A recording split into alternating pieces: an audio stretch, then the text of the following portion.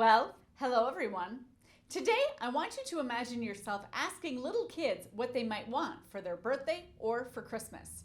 Now, I want you to think about how you would reply if they said, I want a dump truck that I can drive, not a little toy one that runs on batteries.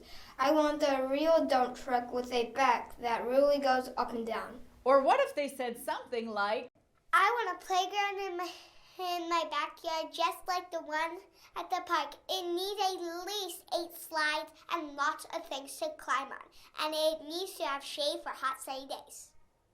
or what if they said, I saw a video online of a person who had a water jet board thing that let him fly around above the water and high into the air. I want one. In situations like that, you might need to talk with them about their expectations.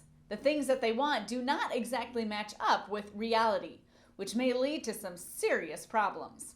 And that might mean having a hard conversation with them because they might really want those things and they might not see the problem. And in our scripture passage for today, Jesus has a conversation like that with Peter because Peter does not have the right expectations either. You see, Peter knew that Jesus was the Messiah, but he thought that meant that Jesus would rule as a king like every other king.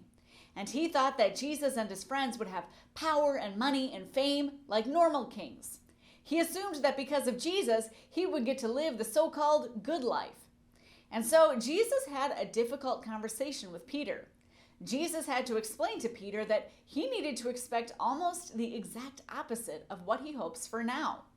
God has called Jesus and his followers to lives of service and self-sacrifice to help and to bless others no matter the cost.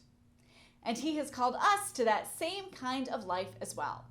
Sometimes we expect that when we follow Jesus, we will receive lots of money, fantastic and long vacations, and the so-called good life like Peter imagined. And indeed, Jesus does want the good life for us. But we need to understand what that actually looks like because, like Peter, our expectation can look different from reality. Jesus teaches us that the good life means living like he did. It means living a life of self-sacrifice and service to others. And I hope that helps you to understand our scripture passage just a little bit better. Goodbye, everyone.